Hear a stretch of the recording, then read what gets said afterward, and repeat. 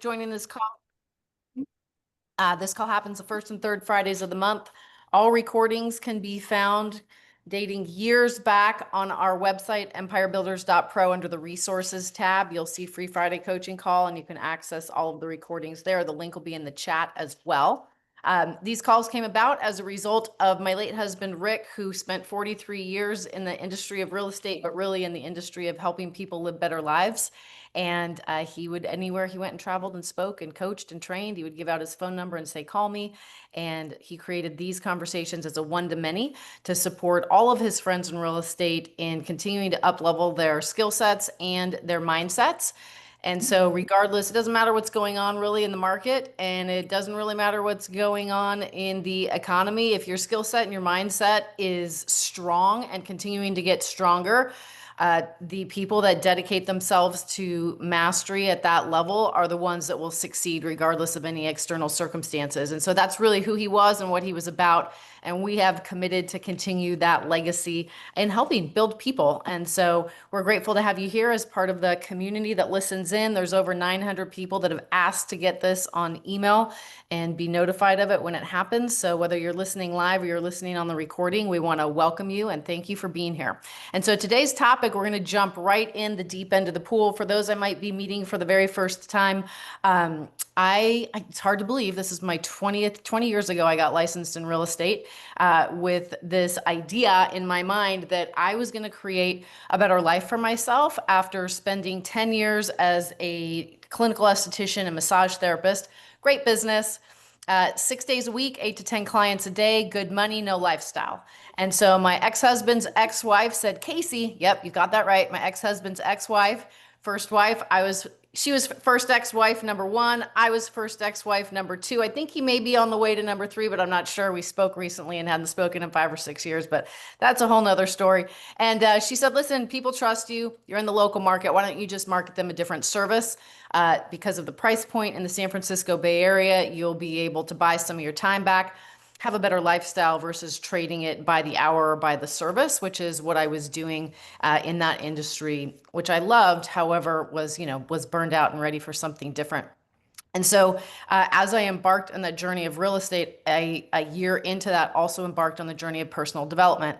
And I found myself sitting in a class called the PSI Basic in March of 2006 after attending a business planning clinic in November of 2005 taught by someone named Ron Kubek. He owned a region in Canada for Keller Williams.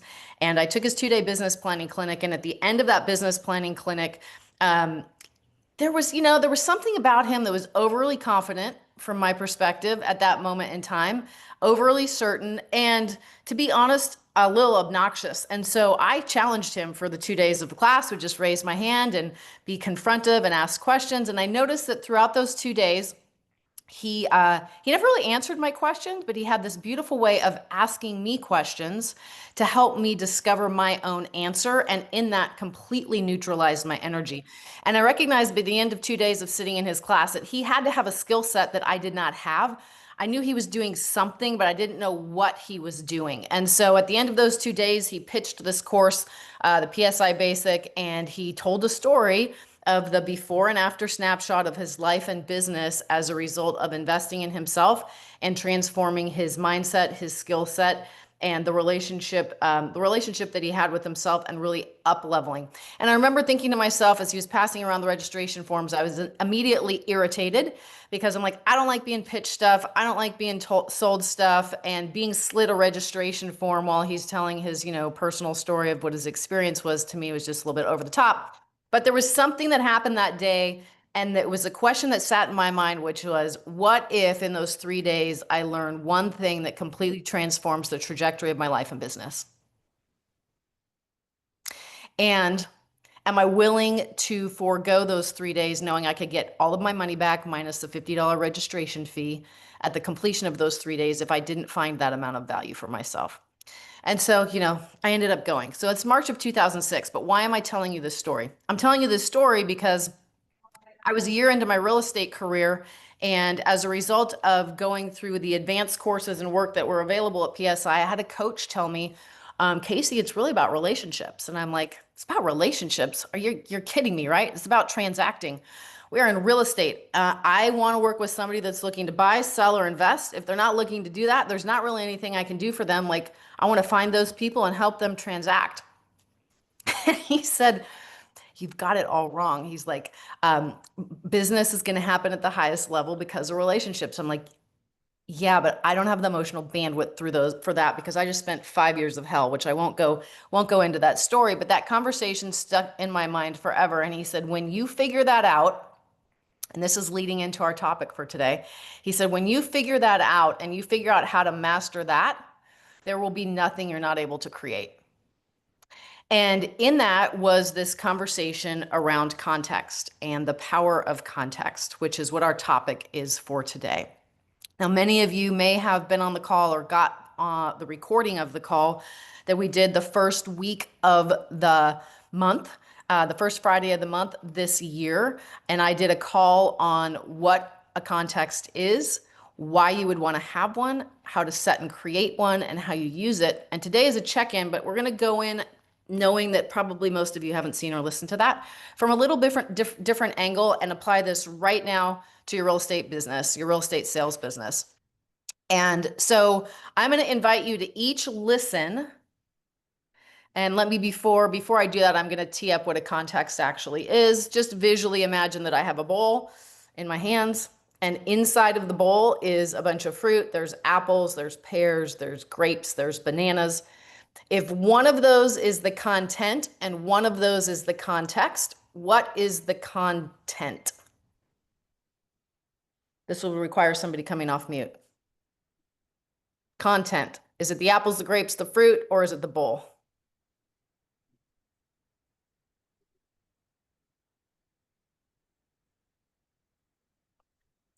The fruit is the content. Don't be shy. You guys can come off mute next time. Be conversational. We like to hear your voices, except for when you come off mute, let us know who you are and what market you're from, because there's a lot of referrals that get passed amongst this community. Okay, so yes, the content is the fruit, and the bowl is what holds it. So let's make an immediate application to you working in the marketplace with buyers and sellers and how to become immediately more effective today. Remember, I said that coach that I had told me if I could master the skill set of relationships and influence, then there would be nothing that I wouldn't be able to create in my business or in my life. And so we recently had our team meeting, and we were having this conversation around this idea of content and context. When you listen in context and you communicate in context, you will be the most effective. So we're going to lay a foundation so that you really understand what context is. The next piece that we're going to go to in this conversation is why you want to have a context, one word for the year for you that you use every day. Use it actively, and the impact that that will have on your business, relationships, and life. And so to start off, though, we're going to make this immediately applicable for when you're working with buyers, sellers, clients, and investors. And so we had our team meeting recently, and we're having this conversation. We did this as a training at our sales team meeting, and we worked with one of the agents and just, asked a client that he was working with, and it was a buyer, and based on what that buyer's needs were, what they were looking for, like what were those needs and how did he understand them so that he could really help them? Well, one of the buyer's needs was that the house was, feng shui appropriate, so it was facing the right direction, and the rooms in the house were facing a certain direction. Another thing was that it was in a school district that was desirable. Another thing, and this couple didn't have children. Another thing that was important was that it was in a safe neighborhood. Another thing that was important was location based on proximity to commuting to work that wouldn't be too far. Another thing was going to be the value, and was it going to hold its value, and what is it going to appreciate in that. So as you're hearing those different things, if you were to pick one word of context for what may be important to this couple, and say like one word that all of those things fit under, or two, what would it be? Energy. Okay, great. Judy said energy. What else do you got?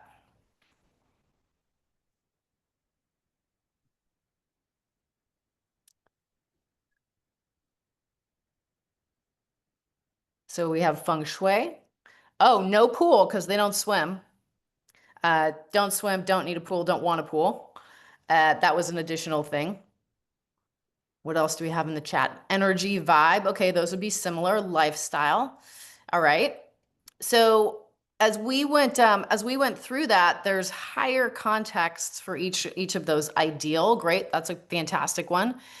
And the higher context is if you think about the schools, the location, the distance to work, and that being a certain distance, the home's current value, holding its value, and its ability to appreciate, all of those things sit in the context of practicality.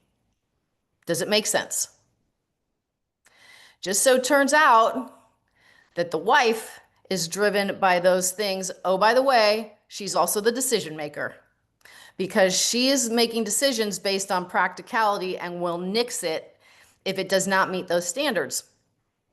Now, uh, the husband in this instance, which is very common when you have two different people in a transaction, totally different personality, totally different set of things that were important to him. For him, it was going to be the experience of how it was going to be living there and the feeling of that. And for the family they don't yet have, all of those items additionally were being driven by family.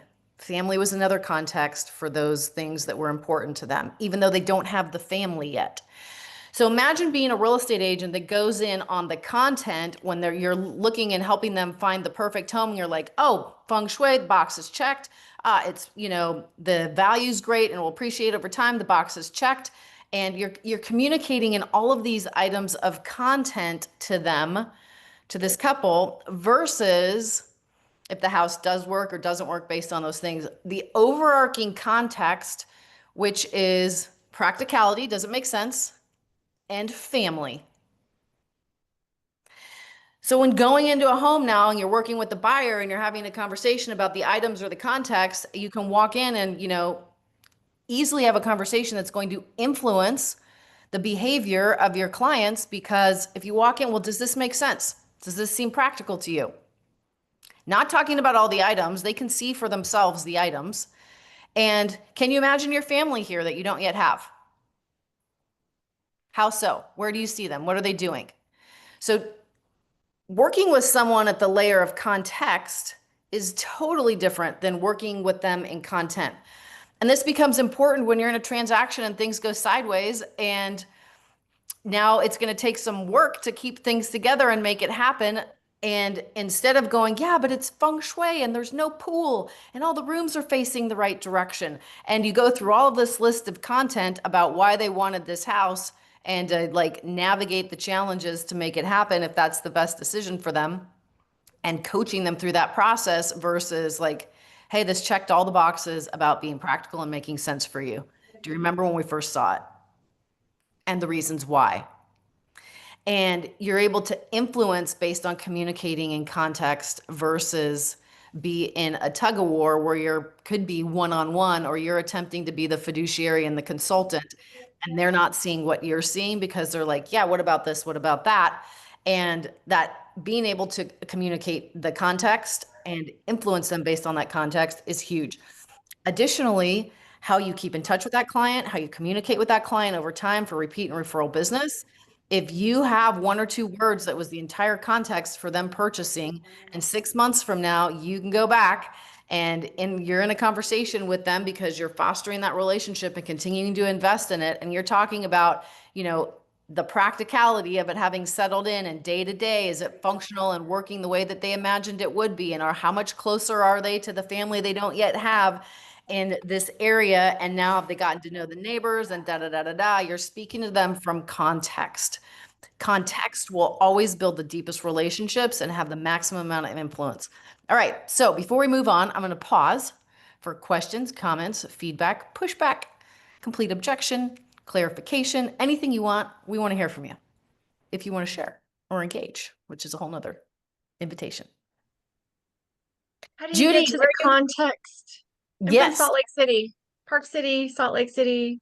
Ooh, we like Have off-market properties if anybody knows investors. Love it. Okay, how do you get to a context?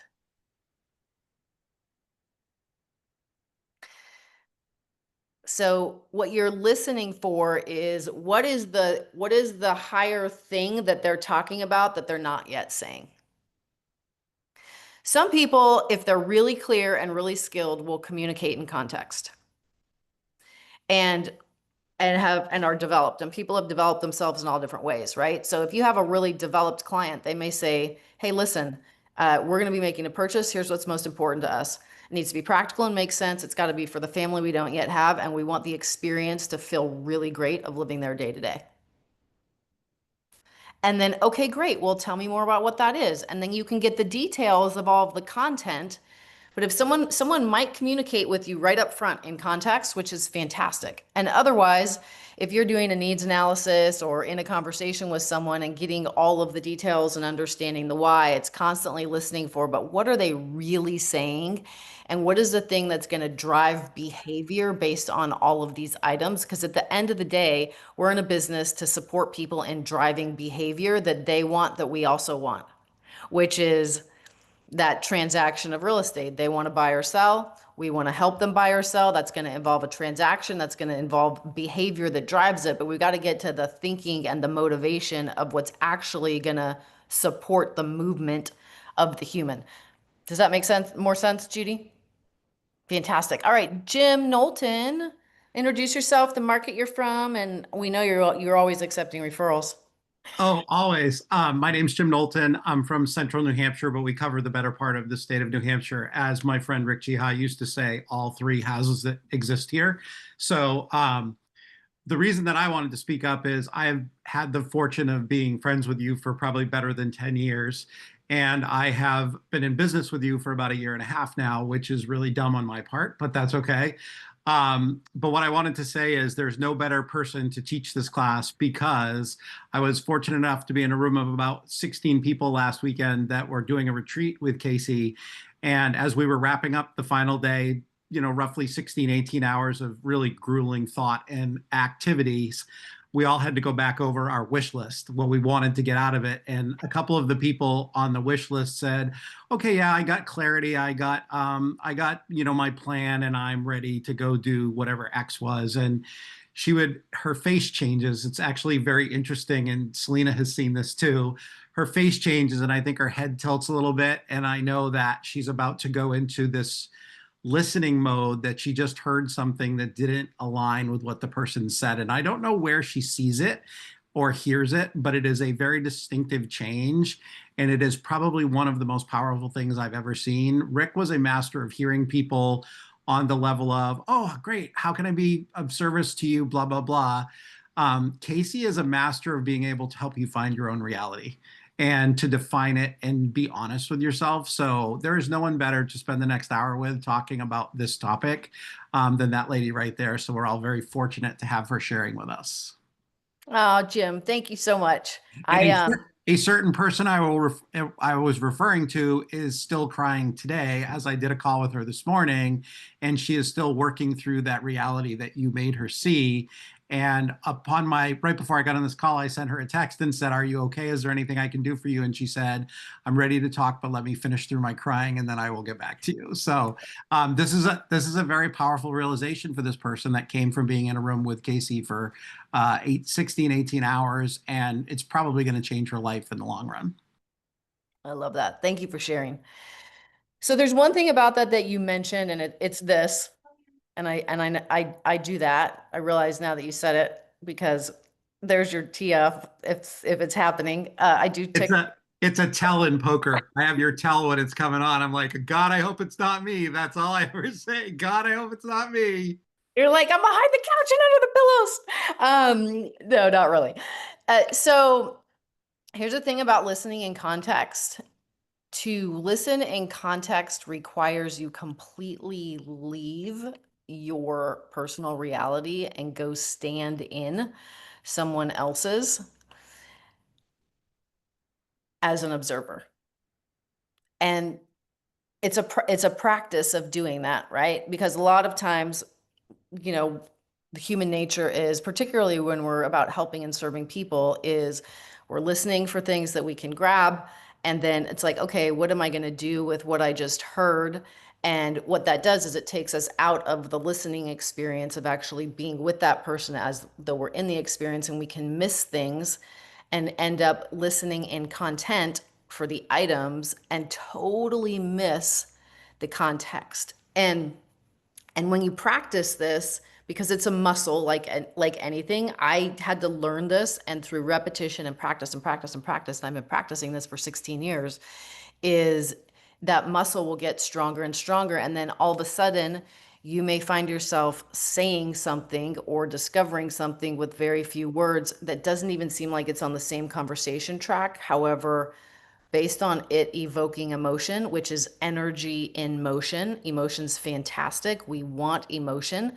When the energy is not in motion, it gets stuck. And if you research what happens, like by way of example, this is a little bit of a tangent, however, it's really powerful.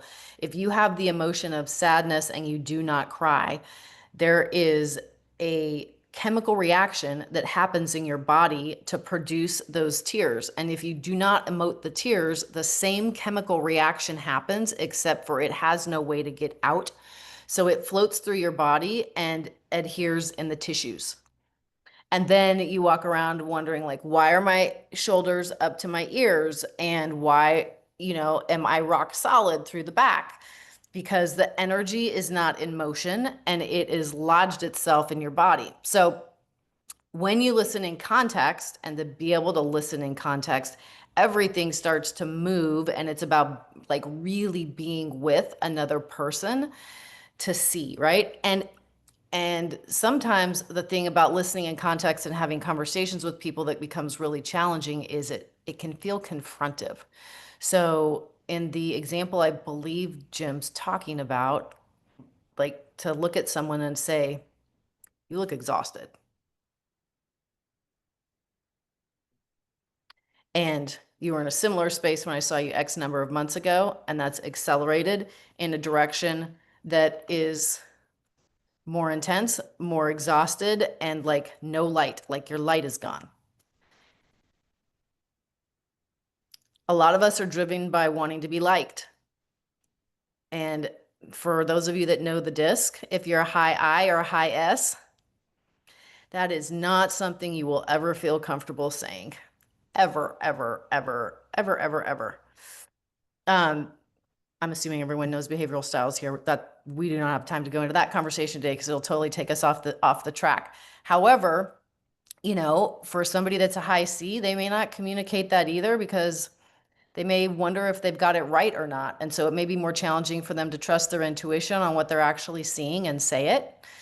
And then for someone that's a high D, it's like, well, they don't care so much about being liked. It's more about being respected for somebody that is primarily that style. Respected first, liked second.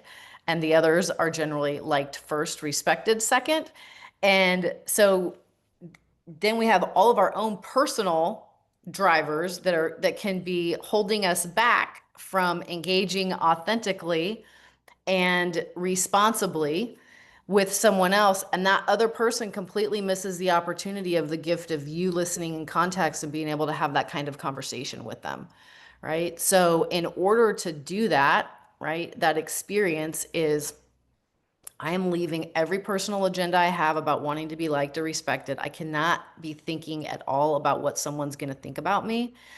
And how do I deliver a message based on responsible communication, which is always starts with my experience is, or my experience of you in this moment is.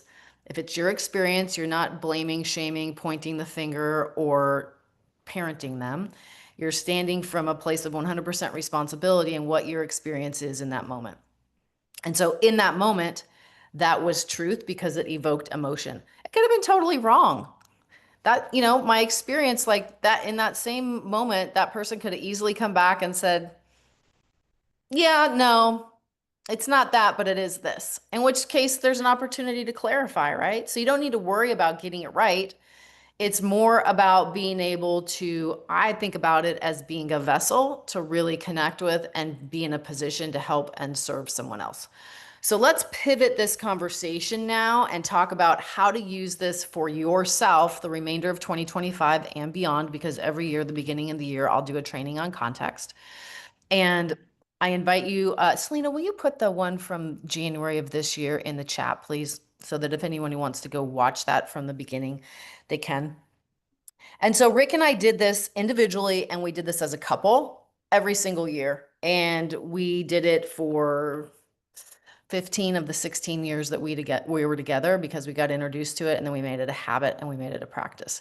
So he would pick one word that was going to be his context for the year. I would pick one word that was going to be mine. And then we would pick one word as a couple, because we always wanted to make sure that we were creating alignment and partnership at a higher level as a couple, because we were partners in life and then ultimately partners in business. And so,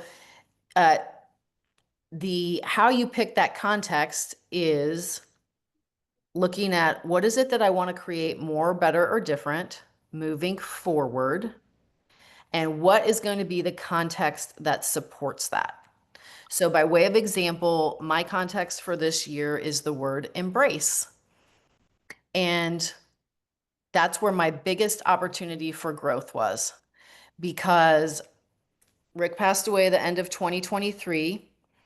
And in 2024, I made a decision. I'm going to spend a year. I'm not going to make any major decisions. I'm going to navigate everything as it comes. And by the end of 2024, I realized I had done all that. However, I hadn't actually embraced it. I had it out here, at arm's length distance, and I was managing all of it. And I was going through the emotions of things as they came, which was a lot over a period of time, but it was at an arm length distance. And I thought to myself, if I really want to change the relationship that I have with grief and being able to move forward and grow in a different way, what is the one thing that's the thing I may be resisting doing, that if I did it, it would shift everything? And for me, that word was embrace, meaning bring it in as close as I possibly could to me, so that I walk with it, live with it, breathe with it differently, and the energy of it change. It no longer will have me in the same way. And so I'm able to move forward more freely. And that to me felt really uncomfortable. So if you're looking at picking a context for yourself, it is good that it feels uncomfortable, because it's not something that you're currently doing, that if you started doing, it would really serve you to align and support the things that you really want to create for yourself. And, a lot of people, if you're on social media, you'll see people picking a word for the year, like in the first couple of weeks of the year. Has everyone seen this? Oh, my word for the year is, XYZ. Has anyone done that? Did anyone pick a word for the year? If you picked a word for the year and you remember what it is, what's your word for this year? Selena's is alignment. Who else picked words for this year? Picking a word is different than a context. Selena's is actually a context. Who picked a word, though, for the year? Rebirth. I love that. Who else picked words for the year? All right. So great opportunity to do something new and different. And the value of that. So as I mentioned, my word was embrace. Now, how do we use this every day? Laura's was improvement, which is growth oriented. Love that. So the word embrace, by way of example, that being my context, it was like, okay, well, if I'm going to embrace, and then you look at all the different areas of your life where you may be setting goals mentally, physically, emotionally, spiritually, financially, in the areas of contribution, whatever those areas are that you're setting goals for yourself. And now I have this context word, embrace. And if I'm going to use it as a tool that's going to help me day in and day out, like I'm thinking about Breeze, and that idea of rebirth is like every day is a new beginning. Yesterday doesn't matter. Every day it's new and fresh. What happened 5 minutes ago doesn't matter. Like continuing to start to create from nothing versus create from a pile of the past. Totally different, right? That's a very powerful context. In the context of my word embrace, I started to look at business, and it's like, okay, I started asking myself the question, well, what is a skill set that I know that I have that I can be using at a higher level to help other people get what they want and grow? And so in January, Selena and I ran a beta test group and had a handful of people come in for a 2-day retreat where we taught them attraction, recruiting, building an organization, and did mindset and skill set to go with that, to see how it would go and embrace the skills that I have and embrace serving at a higher level. And here we are, and it is July, And 7 of those have happened now this year. 7 different groups have come in. So that context of embrace was embrace the skills that I have and use them to serve at a higher level. And 2 retreats ago, and even this last one coming in, when I'm like, Selena, my calendar is booked. Like I have retreats and a double retreat in August all the way up to October, like nothing on the calendar November and December. Because in addition to doing all of the other things, I was feeling overwhelmed. It's like, oh yes, and what's my context? Embrace the commitment that I made, deliver on that commitment, and live in the skills, right? So energetically, it's a reset. So your context is really important because if you're clear on the path that you want to go and what your goals, your objectives, your outcomes, your targets are, there's going to be all the things that come up. It's, everything is great in the moment when it feels good. And then there's the actuality of executing every day, right? The executing the lead generation for the business you want. Yeah, attending the events that you committed to attend throughout the year to continue to grow yourself when you haven't done as much business as you planned on doing for the year, or flights are more expensive than you had anticipated them being. Like coming back to that context is like, oh yeah, and the higher context is this, that content is that. So your context, when used, can be used very actively to help you keep moving, right? So another example, my context is embrace. Now personally, right? I had our 43-foot, motor coach up for sale for a year and a half now. And knowing that it is a smart decision to sell it, because the last time Rick and I used it was August of 2023 to take a trip to go see our godkids. And it hasn't been used since. I've been paying for the loan on it and storage on it. And it's like, okay, it's been for sale. But I hadn't embraced actually selling it energetically. And so there it has sat for sale for a year and a half. And a couple of weeks back, some Facebook Live videos pop up, and they're ones of, there's this one specifically of Rick talking about the NBA and the championship game. And he was talking about how there was this play by one of the team in the third quarter, and the newscasters and the sports reporters and everyone kept talking about this one play long after it had passed. And this Facebook Live came up, and he said specifically, like, professional athletes get paid to forget what happened 2 seconds ago so that they can go create and win and move forward. And he tied that to how often are we telling ourselves stories that don't serve us, or repeating ones that explain why things are so challenging or why we're navigating where we're at today versus that past. And what's the story to tell moving forward of where I really want to go? Because the story of yesterday is yesterday. And if I keep talking about yesterday, I'm going to create more yesterday. And so that hit me so hard in in this context of embrace. And so personally, what did I do?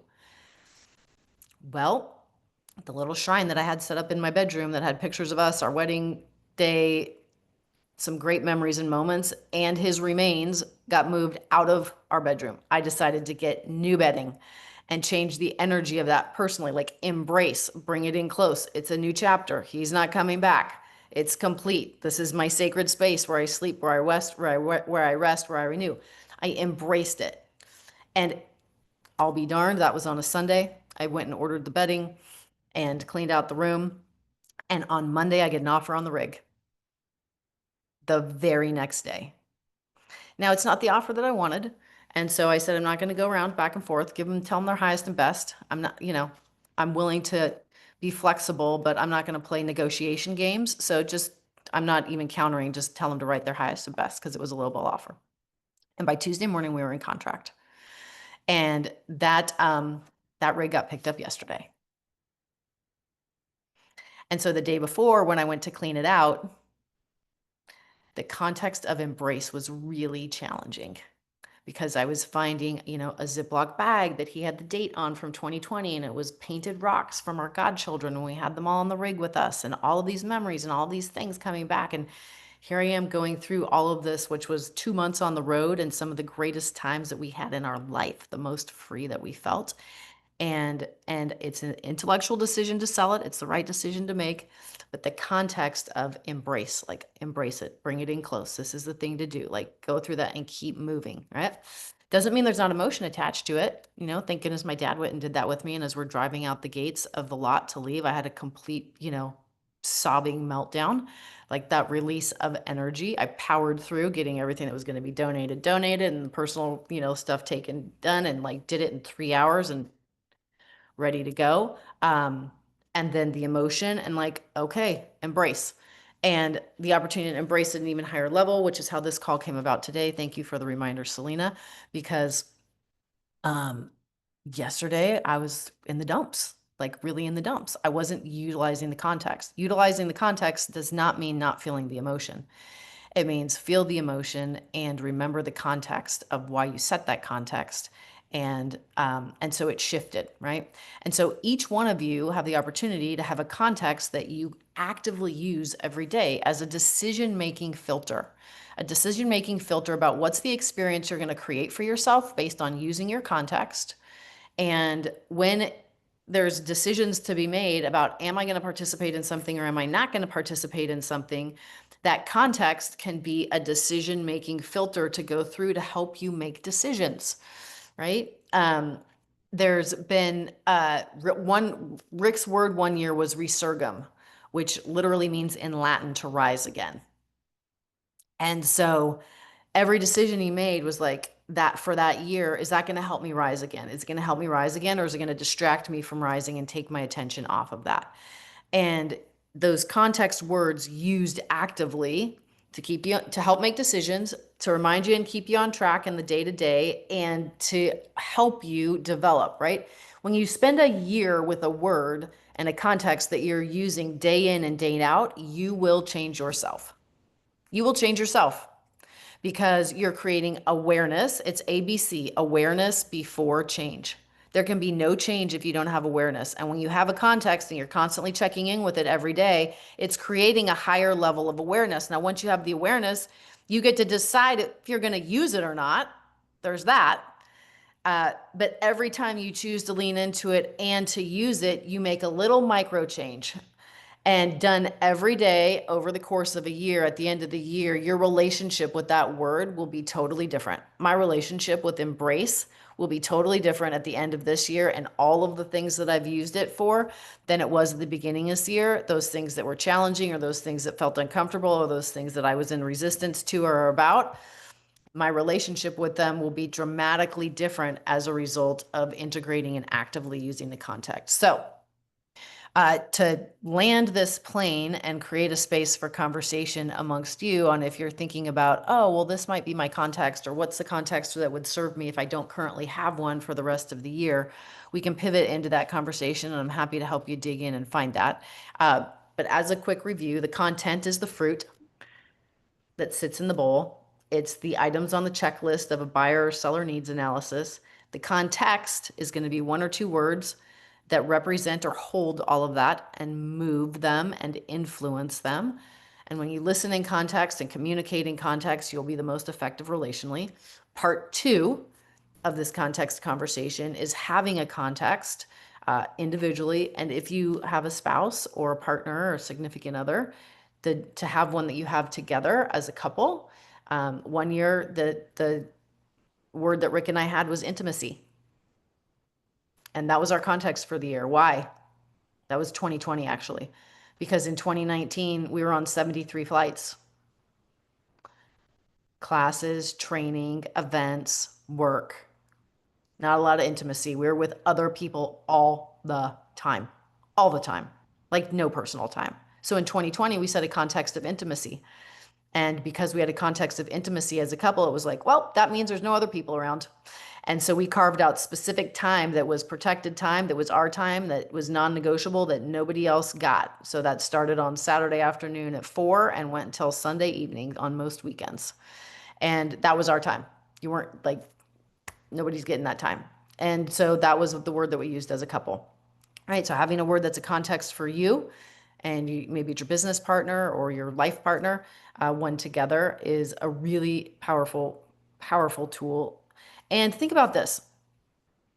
There's one thing that I'll close with, and it is this concept that we talk about often, which is that something will happen it doesn't mean anything, and we assign it a meaning, and the meaning that we give that thing will dictate what happens in our future. And I often relate that to the experience of being an umpire in a baseball game, right? Like the play can happen, but until the ump calls the play, there is no play. So the play has already happened. Everybody's waiting to find out what the play is. The umpire's got to call it. And then based on what happens, and it's what happens next in the game. So the same thing's true in our life. We have things that are happening all day, every day, that don't mean anything until you and me, the umpire, give it a meaning. And we say, oh, this just happened. It means this. And then the meaning that we give it, well, that's going to influence what happens on the other side of it. It's going to influence the way we think, the way we act, the way we behave, and the results that we create on the other side of that. And so this context is a tool to continue to bring it back and assign a meaning that's going to align with that context and how it serves that context, right? Me choosing the word embrace and the rig going into, like that series of events that happened, those things, I utilized the context as evidence that it was supporting me in embracing the next layer of grieving and release to create more energy moving forward, to open up, to help and serve people and live the life that's going to be the next chapter, right? And so this is a really intentional thing. And it, like anything, the things that are easy to do are also easy not to do. It's the easiest thing in the world to check out and just go unconscious and be reactive. This happened, it means that. It must not be, it must be a sign that I'm not on the right track. And versus this happened, it means nothing. What's my context and how is this helping me strengthen this context to navigate this situation? Those are two totally different ways of looking at, thinking, and approaching life and business. There's not a right or wrong way to do it. It's just what's going to be most effective to have you in the experience that you want to be in day to day, to be feeling the way that is possible for you to feel because, oh, by the way, whichever one you choose creates your experience, meaning you create how you feel every day in relation to everything going on around you.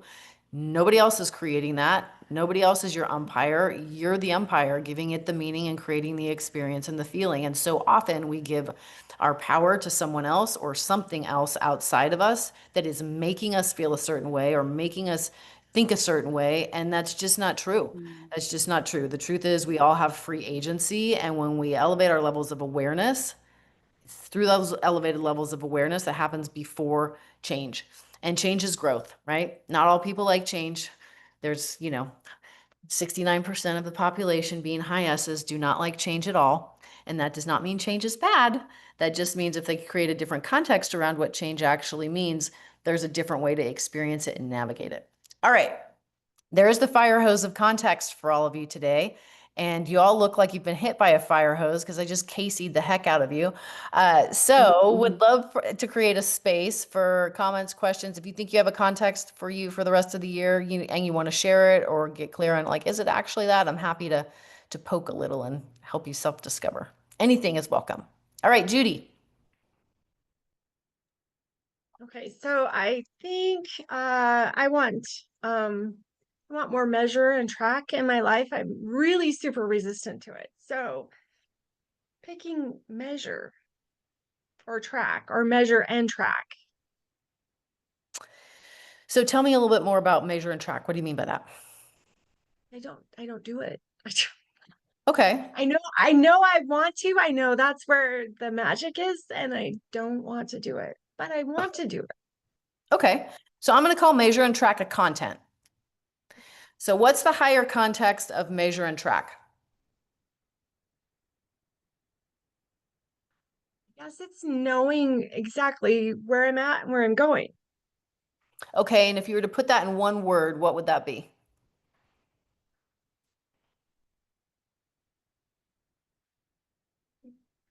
Would it be grow or raise or elevate or move? I don't You've know. skipped a couple. So when I hear measure and track, I hear accountability. The higher like measure and tracking is you being able to look at what you're measuring and tracking to hold yourself accountable. So often we think, oh, I need a coach to hold me accountable. No, you absolutely do not. You don't need a coach to hold you accountable. This is my personal opinion. It is not fact, it's my opinion, but this is how I operate. I don't need somebody to hold me accountable. I can hold myself accountable. I can choose to do the things that hold myself accountable and be honest with myself versus lie to myself, right? So measuring and tracking is a level of accountability. What's the higher context of accountability? What goes above that? Why do you want to be accountable to yourself for measuring and tracking? Because I want to succeed. Okay, and what does success mean to you? What does that look like?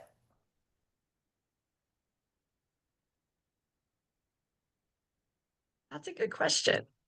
Like, what does it look like to me? Yeah, that's a good question. That's fine. Well, Let me ask a different question because you're thinking, what's it going to feel like when you feel successful? I don't know that it's going to feel different than it does now. And maybe that's what I tracking and measuring is like, where am I at now? Where I don't, maybe it's that I don't really know where I want to go from here. Oh, so by tracking and holding yourself accountable, it's going to help you get clear on your point A so that you can define what you want your point B to be. Like, where am I actually at? Right. Because I Okay. haven't ever, I've always known, but you got to know where you're at. You got to track where you're at. You got to know what you're at. And I've never really done the tracking. I'm like, yeah, I hate tracking. But I'm like, well, like if I don't know where I'm at and what I'm doing and what's creating the results, I don't really know what's next, what to shoot for. Okay. So the higher context of that clarity and vision would then be what? Being able to set real goals and know the path.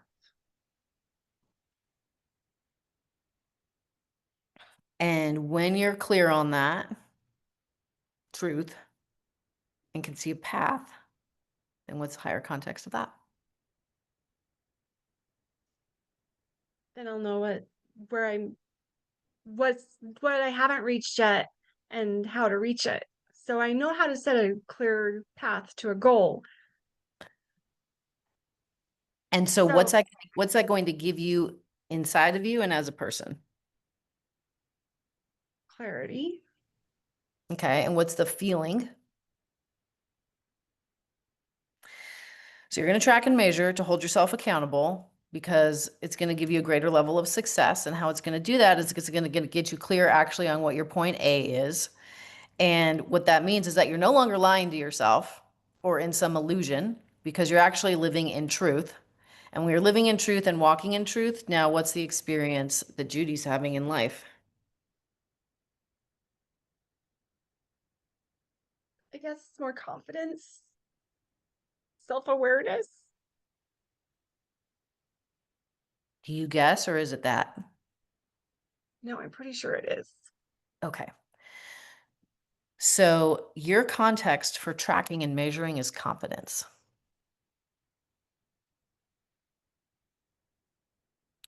So when you don't track and measure, you destroy the confidence that you do have today. Why? Because you're not living in truth, you're living in a lie.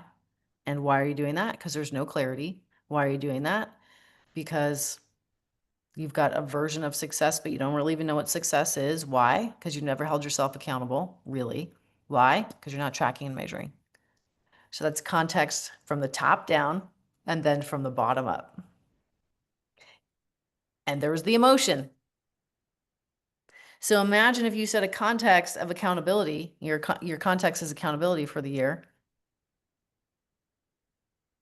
Like what's the likelihood that you're actually going to engage with it, work with it, be with it, versus if your context between now and the end of the year is confidence, is this going to support me building confidence or is it going to erode my confidence? And there is your confidence doesn't stay the same. Everything is in a state of growth or decay. So is my confidence growing or is my confidence dwindling? And you use that as a decision-making filter for everything you do. You're going to, end of the day, you don't feel like going back and recreating the day and tracking. You just go, am I willing to have my confidence go down a notch today as a result of not doing that? And then when you do it, I just did what I said I'm going to do. I tracked and measured. I held myself accountable, which is going to help me be really clear on my actual point A so that I can determine what success actually looks like for me. And as I do that, be really clear on the vision moving forward and stop living in a lie and actually live in truth. And what I feel is amazing. I feel confident because one day at a time, every day, I'm doing the one thing that is building my confidence.